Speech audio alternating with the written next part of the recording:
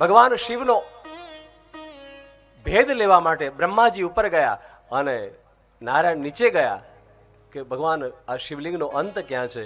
અંતે નેતિ નેતિ જ્યાં વેદ કહે છે ત્યાં લોકો પાર ન પામી શક્યા. પણ બ્રહ્માજી ઉપર જતા હતા અમે ઘટના ઘટી, કથાની અંદર આવે છે કે ઘટના ઘટી કે ઉપરથી એક પુષ્પ, કેતકીનું પુષ્પ, જેને આપણે કેવડો કહીએ, કેતકીનું પુષ્પ નીચે આવતું હતું. બ્રહ્માજીને થયું કે હું પહોંચી તો આટલા વર્ષો ચાલ્યો, પહોંચી ન શક્યું, પણ આ ફૂલ ઉપરથી આવે છે તો લાઈને ઊભું રાખીને પૂછ્યું કે તું ક્યાંથી આવ્યું. ઊભું રાખ્યું, પૂછ્યું કેતકી તમે ઉપર ક્યાંથી આવો? કે ખબર નહીં, ભગવાન શિવજીના મસ્તક ઉપરથી હું પડી ગયું એક સમયે, બસ મને એટલી ખબર છે, કેટલા વર્ષથી નીચે આવું છું મને ખબર નથી. નેતિ નેતિ કહ્યું એમણે. પણ બ્રહ્માજી સમજી ગયા કે હવે ઉપર જવાની, માથાકૂટ કરવાની, મહેનત કરવાની જરૂર નથી, સીધું સાદું ફળ મળી ગયું. આ ફૂલ લઈને હું નીચે જાઉં અને વિષ્ણુ પાસે જઈને જગતમાં જઈને જાહેર કરી દઉં કે હું અંત પામી ગયો, આ શિવનો અંત હું પામી ગયો, એવી જાહેરાત કરી દઉં એટલે વાત પૂરી થાય. એટલે બ્રહ્માજીએ અસત્યનું આચરણ કર્યું એમ કહેવાય. ફૂલ લઈને નીચે આવ્યા, વિષ્ણુ ભગવાનને બોલાવ્યા અને કહ્યું જગતના દેવતાઓને બોલાવો, હું શિવના અંતને પામી ગયો, મેં મસ્તકના દર્શન કર્યા. બધા પગે લાગ્યા, હે બ્રહ્મદેવ આપ મહાન છો, દર્શન કર્યા. બ્રહ્માજી કીધું કદાચ તમે મારી વાતને ન માનો, મને એવું શંકા ગઈ, એટલે હું ફૂલ લઈને આવ્યો છું, સાક્ષી લઈને આવ્યો છું, હું આ સાક્ષી લઈને આવ્યો છું. કેવડાને પૂછ્યું કે હું દર્શન કરી આવ્યો, આપણે ત્યાં મસ્તક ઉપર હતા તો કેવડાએ ખાલી માથું ધોળાવ્યું. શું કર્યું? માથું ધોળાવ્યું. ઘણાને આવી ટેવ હોય, તમે જોજો, ઘણા વાતો કરતા હોય ને તો એમ આમ કર્યા કરે, પણ કોઈ ખોટી વાતો કરતા હોય ને તો એમ આમ નહીં કરવાનું, એનો પણ દોષ છે.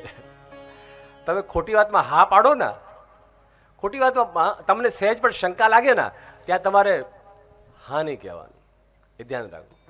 ત્યાં તમારે ચૂપચાપ ઉભું રહી જવાનું. ઘણી વાર કેવું થાય કે આપણે ઓલો પૂછે, આપણે પણ સાક્ષી પાછો લે, સાચી વાત ને ભાઈ, હું સાચી વાત યાર, એક તો ગપાટા મારે જાય છે ને પાછો કે સાચી વાત.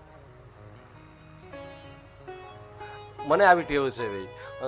એમાં ઘણા લોકો મારી યારે ઘણાને આમ પેલું બી થઈ જાય, મન દુઃખ બી થઈ જાય કે બાપુ આપણી હા ના પાડીએ, પણ આપણને જે વાતની ખબર જ નથી એમાં ક્યાં આપણે હા પાડવાની રહે? આપણને જે વાતની ખબર જ નથી. અને હા, અમુક લોકો તો જે વાત કે ને એ સાચી જ હોય સાહેબ, એવો ભરોસો હોય ને, જેના પર સંપૂર્ણ ભરોસો હોય, એના વાતમાં તો આંખ બંધ કરીને હા પાડી દેવાય સાહેબ. હર હર, એને જ કહેવાય ભરોસો, એને જ કહેવાય શ્રદ્ધા, એને કહેવાય વિશ્વાસ. અને એવા માણસ હારે જ રહેવું, એવા માણસની હારે જ રહેવું જોઈએ. એવા માણસને સંબંધ રખાય કે એની હારે ગમે તે આપણે હા કહેશું ને આપણને વિશ્વાસ હોય કે ખોટું નહીં કરે ને નહીં કરે. કૈલાસ ગુરુકુલમમાં આવી જાઓ, તમે કૈલાસ ગુરુકુલમમાં આવી જાઓ. હમારા પરિવાર શિવ પરિવાર, एक लोटा जल सब समस्या का हल.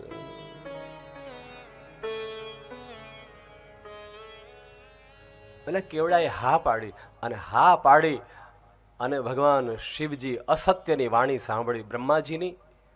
કેવડાએ હા પાડી. અને ત્રીજું ધેનું ગાય,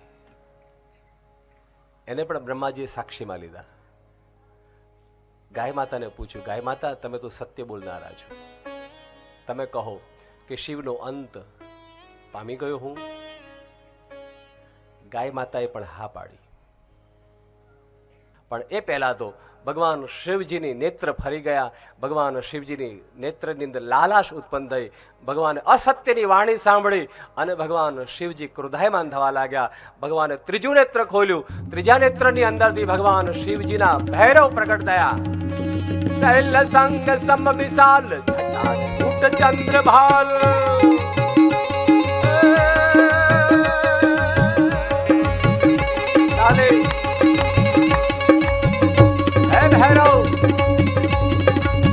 બ્રહ્માજી અસત્ય બોલ્યા છે, એને સજા કરો. ભૈરવને આદેશ મળ્યો ભગવાન શિવજીનો. ભૈરવે આવી અને બ્રહ્માજીના મસ્તક ઉપર ઘા કર્યો. પ્રહાર કરતા મસ્તકને કાપી નાખ્યો. હે શૈલ શુંગ સમ વિશાલ જટા જૂટ ચંદ્રભાગ ગંગ કી તરંગ નીલ રાજ લોચન કે લાલ ચંદન કી કોરી ભાલ कुमकुम सिंदूर गुलाल मरते वरलाल मुंडन की कंठमाल दियस रंग के प्रसाद स्फटिक जाल रुद्रमाल हर दयाल राजे बम बम बम बम बम डमरूबाद बम बम बम डमरूबाद नाद भेद स्वर सुसाज बोले महाराज आज तांडव नाचे शंकर महाराज आज तांडव नाचे.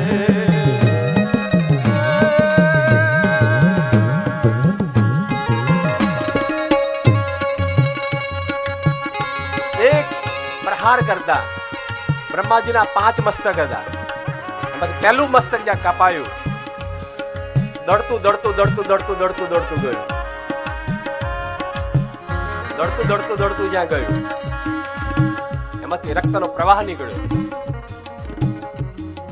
જે આજે નદી સ્વરૂપે છે.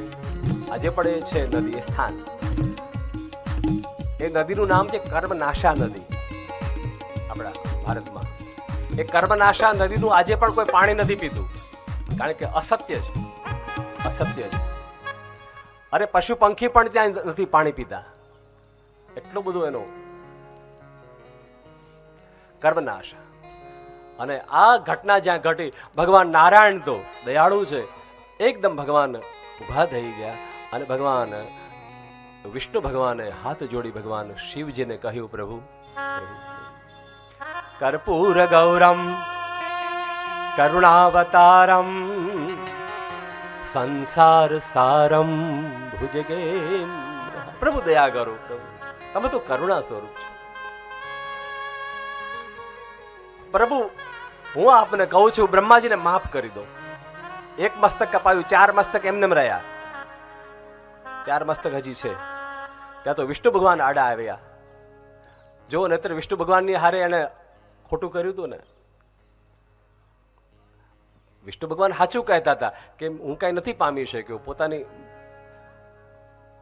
પણ અહંકારમાં આવી જાય એના કરતા હું મોટો, તમે ખોટા છો, હું સાચો છું એમ કરનારા બ્રહ્માજી એના એક પ્રકારે તો દ્વેષ કહેવાય, રાગ દ્વેષ જોડાવવું જોઈએ. એના બદલે રાગ દ્વેષ રહિત થયેલા નારાયણે 2 હાથ જોડીને કહ્યું કે પ્રભુ એમણે તો ભૂલ કરી, બ્રહ્માજીએ તો ભૂલ કરી, ખોટું બોલ્યા, પણ તમે તો કર્પૂર ગૌરમ કરુણાવતાર, પ્રભુ દયા કરો. બસ ભગવાન શિવજીએ ભૈરવને કીધું બસ 4 મસ્તક રહેવા દીધા. એની પૂજા નહીં થાય, એની આરતી નહીં થાય. હે પ્રભુ, બ્રહ્મા પણ મારા સમાન જ છે, તમે આ કહે જા, એને વરદાન આપું છું, પૃથ્વી ઉપર એક એનું મહાન મંદિર હશે અને ત્યાં આગળ બ્રહ્માજીની આરતી પૂજા પાઠ અને બધું થઈ શકશે. એક જ મંદિર માત્ર હશે. પુષ્કરની અંદર બ્રહ્માજીનું એકમાત્ર મંદિર સ્થાન જોવા મળે.